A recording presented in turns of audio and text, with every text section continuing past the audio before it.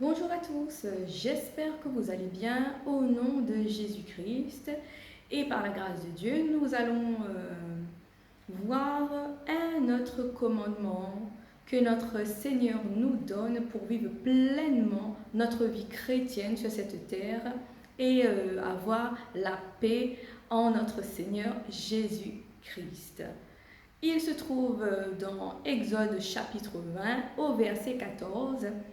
Et là, Dieu nous donne une clé très importante pour vraiment vivre dans la paix du Christ. Tu ne commettras point d'adultère ou, autrement dit, tu ne commettras point d'infidélité. Car aujourd'hui, dans ce monde, dans cette société, il y a des relations bizarres où tout est permis par le monde, mais Dieu ne change pas, Dieu reste le même, mais qui n'est pas permis par notre Dieu. Et Dieu nous donne vraiment une clé pour que nous, enfants de Dieu, on peut se retrouver dans la paix parmi ce grand bouleversement de notre société et suivre le chemin que Dieu nous donne. Pour ne pas se perdre, pour ne pas dévier à droite, à gauche, Dieu nous donne cette clé de la fidélité que Dieu permet, mais que Dieu ne permet pas l'infidélité. Et quand Dieu nous demande de ne pas commettre d'adultère ni d'infidélité, c'est au niveau du couple, au niveau du mariage. Et il y a trois aspects qui ressortent de l'adultère pour Dieu. Le premier aspect, c'est au niveau physique. Au niveau physique, commettre l'adultère, c'est vraiment avoir volontairement des relations charnelles avec quelqu'un qui n'est pas notre conjoint ou notre conjointe respective. Et au niveau de la pensée, c'est le deuxième aspect, Dieu aussi n'admet pas qu'on puisse imaginer faire des choses intimes avec quelqu'un d'autre qui n'est pas notre conjoint ou notre conjointe. Et le troisième aspect, Dieu voit aussi l'adultère dans le regard. Au niveau du regard, oui, frères et sœurs, regarder volontairement quelqu'un avec des yeux non innocents, qui n'est pas notre conjoint ou notre conjointe, et aussi acte d'adultère, ou regarder avec insistance une autre personne qui n'est pas la personne qu'on a choisie devant Dieu, c'est acte d'adultère ou d'infidélité. Alors, il y a deux aspects qui ne se voient pas. C'est vraiment l'aspect de la pensée et du regard. Là, le conjoint ne peut pas voir ce qu'on pense, ne peut pas voir ce qu'on regarde. Mais par contre, Dieu le voit. Dieu sait ce qu'on pense, Dieu voit ce qu'on regarde. Mais le plus grave dans ces trois aspects, c'est vraiment l'aspect physique. Commettre l'adultère au niveau physique peut avoir de graves conséquences de malédiction, de destruction dans la vie d'un chrétien. L'adultère concerne tout d'abord ceux qui sont mariés devant Dieu, qui ont béni leur relation devant Dieu, et aussi ceux qui sont en concubinage, mais qui ne sont pas encore bénis devant Dieu, mais qui ont décidé de se mettre ensemble pour former une famille. Car pour Dieu, le mariage, c'est dès qu'il y a une relation sexuelle avec la personne, on est marié. Mais le mieux, c'est vraiment de bénir cette union devant Dieu. Et donc, pour Dieu, le mariage est sacré. Pour quelle raison? Parce que le mariage est spirituel. Le mariage, selon les règles de Dieu, est spirituel. Et dans notre vie, si au niveau spirituel, on ne va pas bien, donc dans le monde physique aussi, on n'ira pas plus mieux. Nous allons vraiment avoir des problèmes dans notre vie physique et cela est visible. Alors pour Dieu, le mariage, c'est à proprement dit 1 plus 1 plus 1 égale 1 et non 3. Donc ça veut dire que le mariage, c'est le mari, la femme et Dieu qui unit les deux. Donc, les trois forment une unité indivisible. On ne peut pas diviser le mari, la femme et Dieu. Donc, ce qui nous amène à dire que Dieu n'accepte pas le mariage à trois. Le mariage, c'est la femme, le mari et Dieu qui unit les deux. Il n'y a pas de mariage à trois possible devant notre Dieu. Dieu, c'est un Dieu fidèle. Donc c'est pour ça que Dieu demande à la femme et au mari de rester fidèles l'un envers l'autre. Être fidèle à son époux, être fidèle à son épouse, c'est être fidèle à Dieu. Par contre, tromper son époux, tromper son épouse, c'est tromper Dieu. Mais personne ne peut tromper Dieu sur cette terre et vivre en paix. Parce que c'est Dieu qui nous donne la paix. Si tu trompes Dieu, tu enlèves ta paix. Et les conséquences de l'infidélité physique, de l'adultère physique, sont très graves. Car l'infidélité, l'adultère ouvre la porte à Satan dans ta vie. Quand tu commets l'infidélité, quand tu commets l'adultère, tu fais entrer Satan et ses démons dans ta vie. Et bien sûr, le but de Satan, c'est d'amener la souffrance, la destruction et surtout la mort. Donc, tu ne peux pas tromper ton conjoint ou ta conjointe sans payer les conséquences. Et quand Satan entre dans la vie d'une personne, ce n'est pas pour bénir cette personne, mais c'est vraiment pour finir cette personne. Et on a vu que quand l'infidélité a été constatée dans la vie de quelqu'un, cela amène 4 conséquences très graves dans sa vie.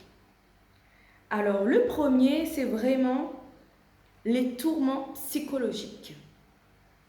Quand tu commets une infidélité, tu es tourmenté au niveau psychologique parce que tu vis dans la peur. Tu vis dans la peur. La peur entre dans ta vie. Et là où il y a la peur, Satan règne. Le diable s'installe et le diable prend toute la place. Tu vis dans la peur. Tu as peur que ton conjoint découvre ton infidélité. Tu commences à mentir, tu commences à agir bizarrement, ton comportement change. Et vis-à-vis de ton conjoint, c'est remarquable. Le conjoint constate qu'il y a quelque chose qui ne va pas. Tu commences à développer de l'angoisse, de l'anxiété. Tu ne dors plus. Tu as des problèmes de sommeil, tu es insomniaque. Tu as des troubles mentaux. Tu commences à devenir paranoïaque. Tu commences à entendre des voix, tu as peur, tu dis « Ah mon Dieu, est-ce que mon mari, ma femme connaît la façon dont il me regarde, elle me regarde, je suis sûre qu'elle connaît ou qu'il connaît. » Tu commences vraiment à perdre la tête. Donc, et tout ce qui en découle d'après les tourments psychologiques que tu auras. En deuxième, tu auras des tourments spirituels, c'est-à-dire que la personne avec qui tu as commis l'adultère, cette personne-là va faire rentrer dans ta vie des démons, des mauvais esprits. Parce que tu ne connais pas d'où vient cette personne. Tu ne connais pas d'où vient cette personne. Et cette personne, tu ne sais pas, elle peut être le fils ou la fille d'un sorcier, ou elle-même ou lui-même est un sorcier, une sorcière. Tu crois que tu peux avoir des relations avec une telle personne et sortir sans avoir des conséquences? Eh bien, mon frère, ma sœur, c'est pas parce que tu vois une belle femme ou un beau jeune homme que ces personnes sont tous de Dieu. Aujourd'hui, le diable se déguise en ange de lumière. Le diable est beau, le diable est belle. Tu ne trouveras jamais quelqu'un qui agit sous l'influence de Satan, que cette personne est vilaine. Tu vas trouver une belle femme qui va t'attirer. Au nom de Jésus, mon frère, ma sœur, ne regarde pas l'aspect physique de la personne, mais regarde ce qu'il y a derrière. Et surtout, tu ne connais pas si cette personne a été envoyée pour détruire ton mariage. Tu ne connais pas le but de cette personne. Tu ne connais pas pourquoi cette personne est venue, est entrée dans ta vie. Il y a tellement de jaloux sur cette terre. Peut-être que c'est ta copine, ton copain qui a envoyé cette personne pour se faire tomber, pour que tu perdes tout. Alors ne regarde pas la personne seulement par son aspect physique, car le diable est beau, le diable est belle, mais les conséquences qu'il y aura derrière, tu vas les subir, de plein fouet tu vas les subir. Donc les esprits de cette personne, si cette personne est issue d'un milieu spirituel avec des mauvais esprits, ces esprits vont se mélanger à ton corps, à ton esprit, à ton âme. Ces esprits vont faire un seul corps, un seul chair, un seul esprit avec ton esprit. Ces mauvais esprits vont s'attacher à toi pour te détruire. Et tu vas rentrer chez toi. Et la troisième conséquence, c'est vraiment la destruction. Quand tu rentres chez toi avec ces esprits, il ne peut que y avoir la destruction dans ta vie. Tu vas briser ton mariage.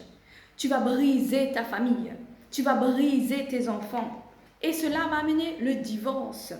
Tu vas perdre ton travail, tu vas perdre ta maison, tu vas perdre ta voiture, tu vas perdre tous tes biens matériels. Pour quelle raison? Parce que ta femme, ton mari va te mettre dehors. Et la pauvreté va venir se coucher à ta porte, mon frère, à ta porte, ma sœur. Parce que c'est comme ça que certaines personnes deviennent SDF, juste à cause d'un adultère.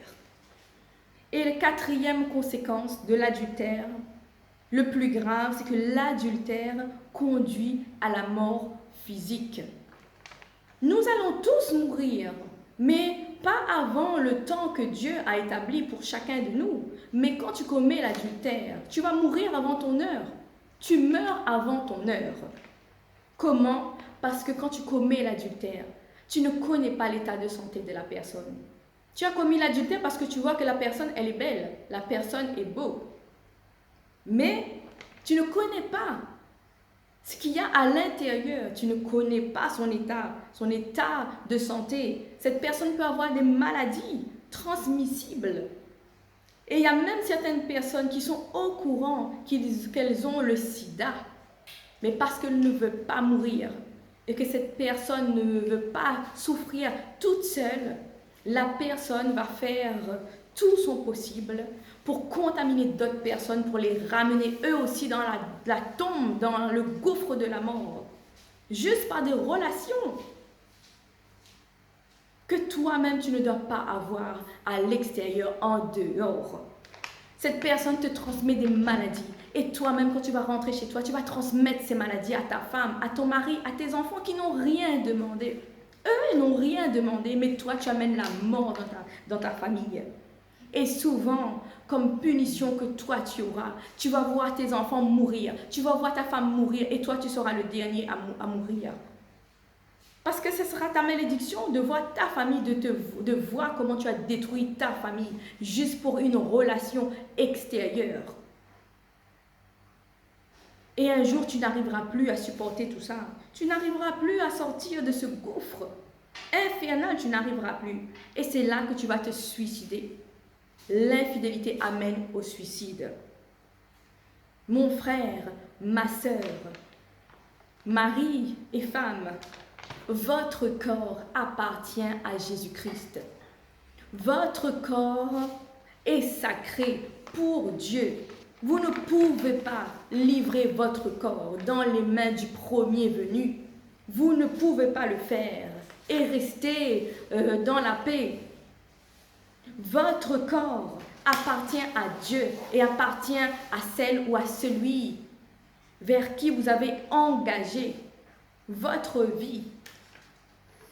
Le mariage, le couple aujourd'hui est tellement persécuté par le diable parce que le mariage, selon Dieu, c'est le fondement de la famille. C'est pour ça que le mariage est beaucoup attaqué et que partout vous allez voir les gens divorcent n'importe comment pour un oui, pour un non, alors que le mariage est sacré.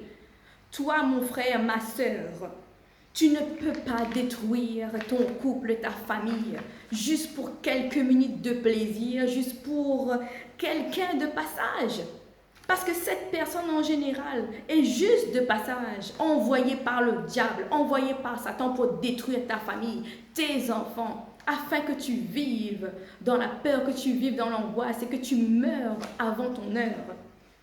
Le mariage est vraiment une grâce de Dieu qui n'est pas donnée à tout le monde. Aujourd'hui, beaucoup de gens essaient de se marier et n'arrivent pas. Pourquoi? Parce que le mariage est une grâce de Dieu et le diable combat le mariage. Et toi, ma soeur, mon frère, si tu es marié, si tu as une femme, si tu as un mari et des enfants, tu dois protéger ton mariage, tu dois protéger ta famille du monde extérieur, de Satan. Car ce qui détruit le mariage est poussé, est envoyé par Satan, parce que Satan aime détruire les plans de Dieu. Quels que soient les problèmes que tu as, quelles que soient les épreuves que tu traverses, ne gâche pas tout. Ne gâche pas tout pour cette personne envoyée par le diable. Reste ferme. Accroche-toi au Seigneur et à la parole de Dieu jusqu'à ce que Jésus revienne te chercher ou jusqu'à ce que ce sera ton temps pour aller voir ton Dieu. Et tu vivras dans la paix sur cette terre. Car malheureusement, plusieurs des enfants de Dieu souffrent, sont détruits aujourd'hui, simplement pour une infidélité ou pour un adultère. Parce que pour eux, c'était juste une erreur qu'ils ont commis il y a très longtemps, ou même peut-être hier ou avant-hier. Pour eux, c'est du passé. Mais l'adultère te suit. Les traces de l'adultère te suivent, même si tu dis que c'est une erreur. Cette erreur va te coûter très cher, va te coûter ta vie. Et tu vas mourir, car tout péché mène à la mort. Quand surtout, ce n'est pas notre heure de mourir. Mon frère, ma sœur, protège ta famille. Protège ce cadeau, cette grâce bénie que Dieu te donne. Aujourd'hui, ton trésor, c'est ton mari, c'est ta femme, c'est tes enfants, c'est ta famille que Dieu t'a donnée. Honore Dieu avec cette famille. Respecte Dieu avec la famille que Dieu t'a donnée, car c'est une bénédiction, c'est la plus grande bénédiction que Dieu nous donne en tant qu'enfant de Dieu sur cette terre. Un mari, une femme et des enfants. Et le reste suivra après. Mon frère, ma sœur, que Dieu te bénisse. Et que vraiment, si tu es dans cette situation, ce n'est pas pour te juger, mais c'est pour te dire qu'il n'est jamais trop tard. Renonce à toute cette vie que Dieu n'a pas donnée. Renonce à toute cette vie. Reviens dans les voies du Seigneur et tu auras la paix du Christ. Soyez tous bénis au nom de Jésus-Christ. Amen.